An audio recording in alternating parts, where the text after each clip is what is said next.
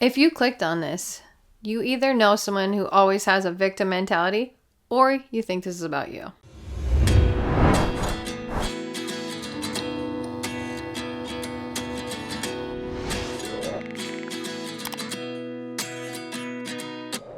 You know the saying, Nunya business?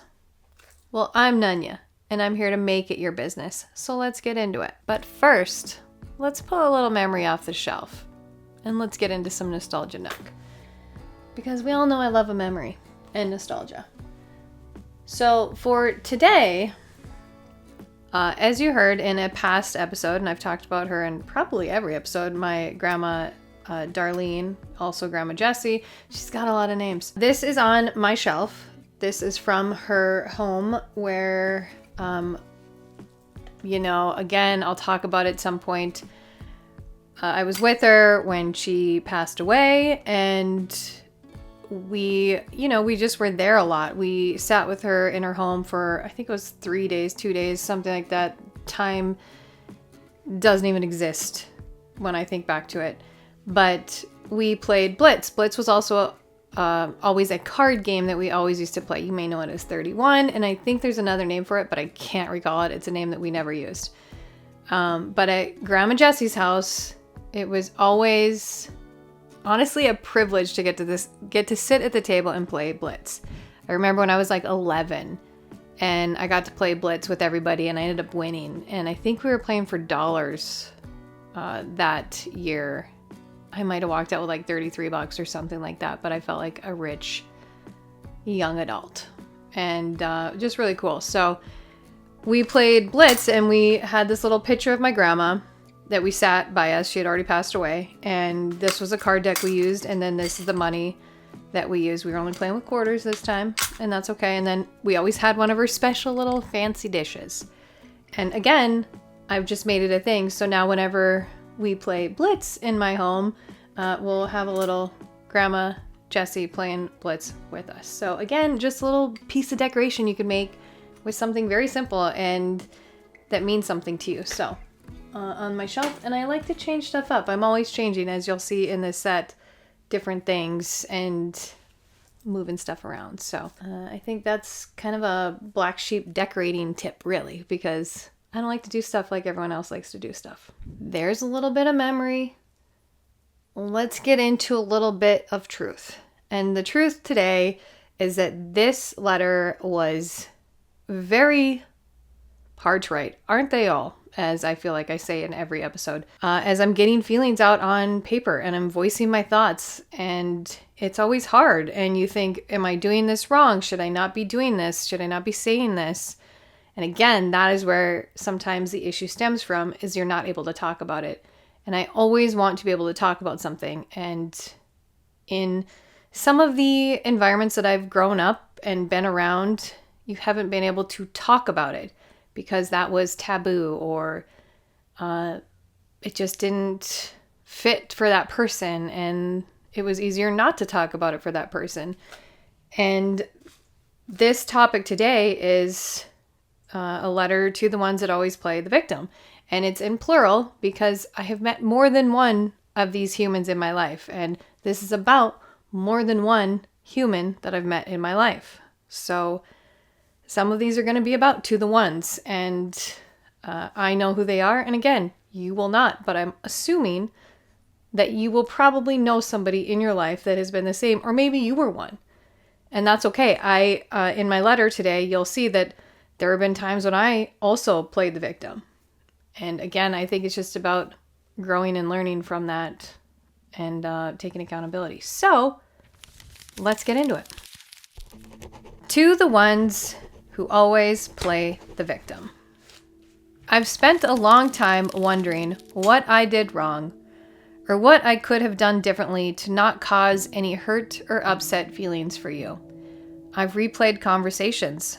I've wondered about my tone. I've edited myself smaller to keep the peace. You could be so warm to my face, and then somehow the story would change once I wasn't in the room. Compliments would land sideways, and I learned to brace for the version of me that would show up later in someone else's retelling of that story. For a long time, I believed that the problem was me. I don't believe that anymore. I am not writing this to accuse. I am writing because I care about each of you. I am writing because I care about you, I care about me, and I care about the kind of space that I want to live in. I have been there and felt like the victim myself before, and have done some of the exact things that I am going to be discussing in this letter. The difference is that I have learned from those moments. I have learned to take accountability, I have learned to grow, I have learned to evolve, and I'm always trying to better myself to not be what I don't appreciate in others. I don't know if the script that you have is conscious, or if it's simply carved so deep that it ultimately just runs on its own and it's been there forever. Maybe it started as a protection. Maybe it became a habit that just felt safer than being honest. I can see how making someone else the problem or the villain might actually feel like relief for just a minute. I can also see the toll that it takes. It makes me very sad that talking about others has to do the work that joy should be doing. It makes me sad that peace has to be borrowed from blame. I've tried to be the bigger person many times. I've apologized for how my words made you feel, even when I didn't cause the actual storm. I have taken accountability for my part because I believe in repair and I believe in kindness. I always have and I always will. But accountability cannot carry what belongs to somebody else. My apology cannot fix what only ownership can heal. There's a line I'm learning to stand on. The one where compassion ends and my own needs go missing. I'm honestly still learning how not to cross it. It's a really tough line to learn. And I'm learning that I can love a person and still be able to name the behavior. I can hold empathy and still hold a boundary. I can hope for healing and still refuse to be the place where the hurt is unloaded. That's not cruelty, that's care for both of us. Again, a line I am still learning today. So this is where I am, being gently and very clearly. I want relationships that can be honest. I will not participate in conversations that shrink someone who isn't present to be a part of that conversation. I want conversations that say, stay kind even when they are hard to have. I will not accept backhanded kindness and call it love. I will make room for repair when there is ownership. Without it, I will make room for distance. This isn't a door slammed shut. It's a boundary that keeps both of us honest. I'm here for honest conversations, clean apologies, and the kind of closeness that doesn't require sweeping under the rug. I'm here for mutual respect and the kind that deserves disagreement and doesn't need an audience for it. Until then, I'm choosing quiet over all the chaos, care over constantly being confused. I'm choosing to keep my energy for what I'm trying to build for myself, not what I should have to defend. I'm choosing to remember that someone else's story about me is not my identity. I don't carry hatred at all. I carry hope that peace finds you in a way that you need. I wish you the freedom that comes when blame is actually put down and the truth is picked up. It's very freeing, and I'm learning that empathy and boundaries can hold hands and that I can wish you healing and still protect my own heart. I can see the hurt beneath the habits, and I can still refuse to be the place where that hurt lands. If a different script is ever something you want to try, I'm always open. Until then, this is me stepping out of the role I never agreed to play. I will keep my side kind, my words clean, and my distance when I need it, with care and with a door that stays open only to what is respectful and real. LYNS, Nunya. Man, sometimes these are hard to voice out loud. And honestly, it's different when you say it out loud instead of just writing it down. It's a whole different feeling when you're actually talking about it. But there's been so many times in my life where I've tried to make myself small to help others in their feelings. And it's affected me when it shouldn't have, when there was nothing that should have caused anything wrong, or a storm like I wrote in the letter. And it did. And I was the one who took the blame for it because I wanted to make that person feel better. And in the end, it ultimately hurt me. So it's been something that, again, has been a part of my life for a very long time with many different humans. And it's one that I'm learning, and it's very freeing. And knowing that I don't want to be like that has been a huge eye-opener that I'm very grateful to have had when I did go down some of those paths at times. And I think we all go down those paths sometimes, and that's okay. We're human, and trying to move forward and just see the role that you're playing in your lives and taking accountability, like I said, is one of the most amazing feelings, because you're living a true, genuine, authentic life. And yeah, there's nothing more freeing than that.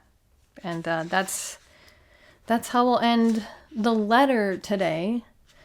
And we all know I like to relate a letter to a little lyric, because I am a lyric junkie and I love music. It's been a part of my life for all my life. I mean, I remember when I was 3, maybe 4, and watching Michael Jackson videos. My mom actually remembers it and has told me, so that's why I remember it. But it has truly been a piece of me when MTV was really cool, right? And that was all they played was music videos. And I got to be a part of that and see that. And music, again, just means so very much to me.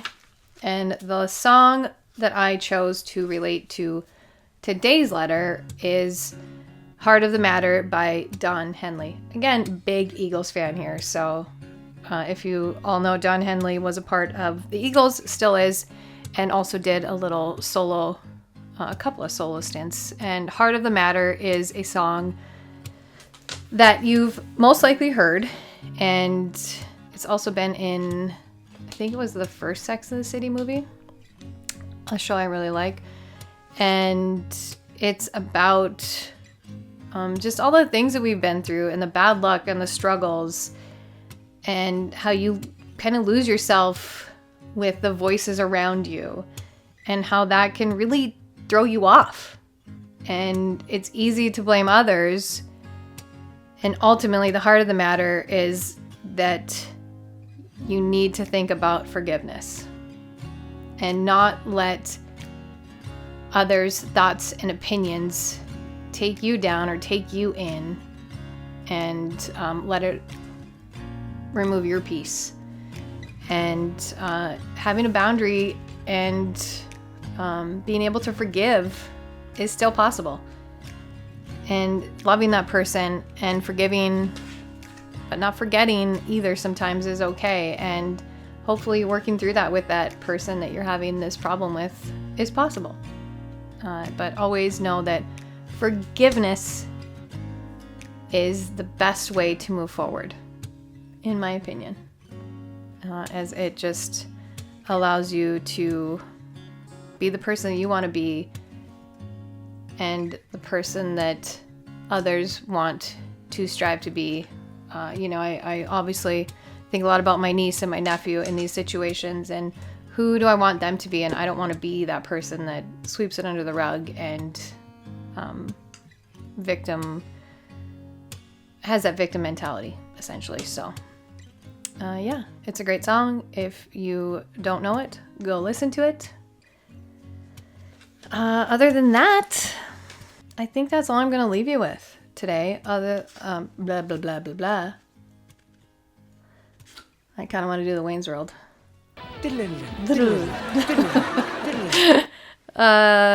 Anyways, what I will leave you with is the next letter in this series, and it's going to be to the one that makes the room feel small. Again, I'm always knowing who this is about, and hopefully it resonates with someone that you, well, not hopefully, but maybe it will resonate with somebody in your life that makes you feel that way. So that will be our next letter. And in the meantime, thanks for watching, Black Sheep, and stay honest.